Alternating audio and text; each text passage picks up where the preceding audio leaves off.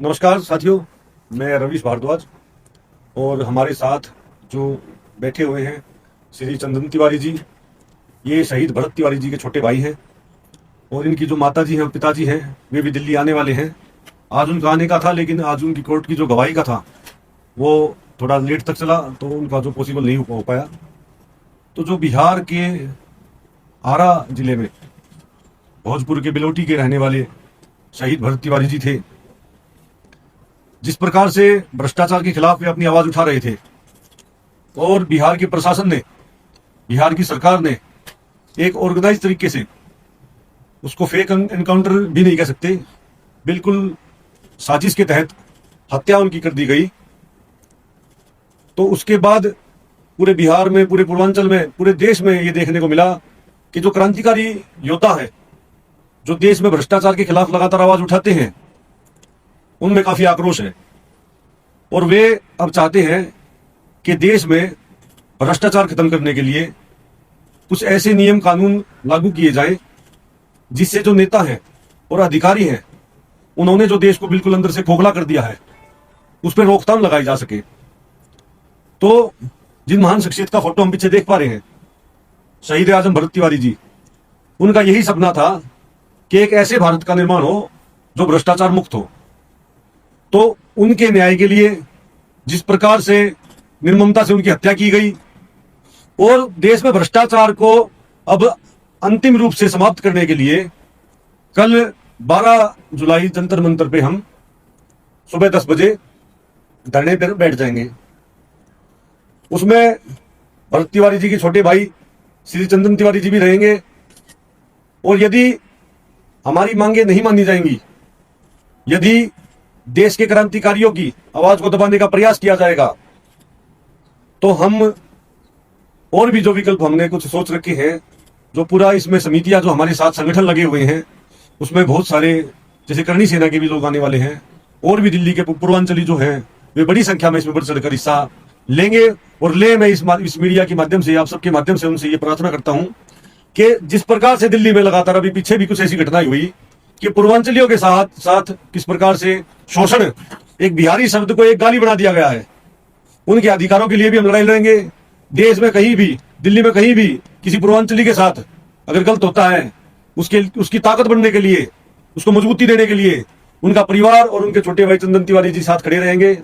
और मुख्यतः जो हमारी लड़ाई है वो भ्रष्टाचार पे केंद्रित रहेगी और भरत तिवारी जी को न्याय दिलाने के लिए जो दोषी है, जो पुलिस अधिकारी इसमें इन्वॉल्व थे, जिन्होंने गलत तरीके से नियम कानूनों को ताक पे रखकर उनकी हत्या की है, उनको सजा हो जल्द से जल्द। जो न्यायपालिका में जो कमेटी, जो जज की रिटायर्ड जज साहब जो नियुक्त किए गए हैं, उनसे हम यहाँ से वहां पे जो सरकार है उन पे सब पे ये दबाव बनाने का, ये प्रार्थना करने का हम प्रयास करेंगे कि देश में इस प्रकार की घटनाएं आगे ना हो। और ये शहीद भरत तिवारी जी की मिट्टी, जहां पर उनको गोली लगी थी, जहां पर उनका खून गिरा था, वो हम साथ लेकर आए हैं और इस मिट्टी की आज हम सौगंध लेकर ये कहते हैं कि जब तक भरत तिवारी जी को न्याय में नहीं मिलेगा, जब तक देश में भ्रष्टाचार खत्म नहीं होगा, अब हम रुकने वाले नहीं हैं, अब हम शांत बैठने वाले नहीं हैं। भरत तिवारी अमर रहे, भरत तिवारी अमर रहे। अब मैं भरत तिवारी जी के छोटे भाई जी से भी निवेदन करता हूं कि वे भी अपने विचार व्यक्त करें। पहले तो मैं सबको नमस्कार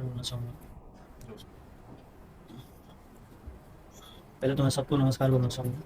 और मैं यही चाहता हूँ कि जो भी हमारे साथ हुआ है और किसी के साथ ना हो। और मैं न्याय मांगने के लिए मैं बिहार से यहाँ चल कर आया हूँ। मैं यही चाहता हूँ कि हमारे भैया के साथ जो हुआ और हमारे जनता जो भी है उनके साथ ना हो और न्याय मिले हमें। देखिए, मैं समझ सकता हूं कि ये एक भावुक क्षण है, जिस प्रकार के दबाव से पूरा परिवार गुजर रहा है। आप सोच नहीं सकते कि बिहार हमें जो है सिक्योरिटी, मतलब हथियारों से लेस अपने जो है पर्सनल पीएसओ भेजकर, गाड़ियां भेजकर इनको लाना पड़ा। पूरा परिवार डर के माहौल में है। लगातार इनके घर के आसपास आपने देखिए बिना नंबर की प्लेट गाड़ियां वहां पे घूम रही हैं। तो एक साधारण से परिवार के बैकग्राउंड से एक ऐसा क्रांतिकारी बच्चा, 1931 में हमारे देश में एक क्रांतिकारियों का गुच्छा खत्म कर दिया गया था। चंद्रशेखर आजाद, सुखदेव, राजगुरु, भगत सिंह सब शहीद 1931 में हो गए थे। उसके 95 साल बाद 2026 में देश में एक ऐसा क्रांतिकारी खड़ा हुआ जिन्होंने बिल्कुल शहीद आजम जी के स्टाइल में अंधी और बहरी सरकार के कान खोलने के लिए सांकेतिक रूप से हथियार उठाया।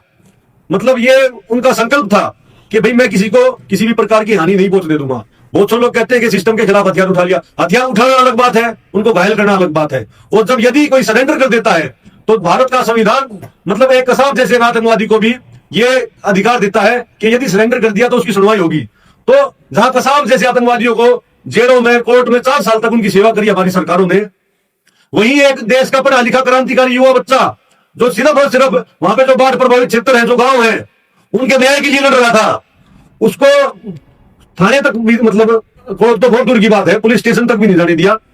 तो ऐसी जो घटना हुई है उसका हम विरोध करते हैं।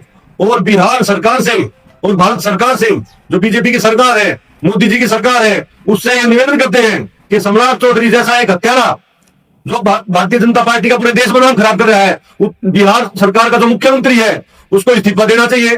और जितने भी वहां पे जो कातिल बैठे हुए हैं हमारे शहीद आजम भगत तिवारी जी के, उनको जल्द से जल्द जेल हो, उनको उम्र कैद की सजा हो। ये हमारा आप सबके माध्यम से निवेदन है। बहुत बहुत धन्यवाद। चंदन, आप जंतर मंतर पे खुद बैठेंगे, क्या धरना आप करना चाह रहे हैं और यहाँ क्या मांग है आपकी सरकार से?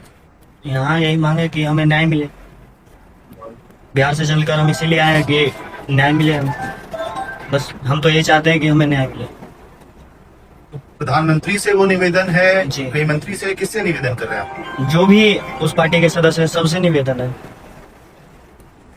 कुछ प्लान है, आप एक दिन के धरने पे बैठेंगे या वहीं क्या प्लान है, क्या जंतर मंतर के धरने को लेकर? अभी तो ये निष्कर्ष नहीं आ रहा है।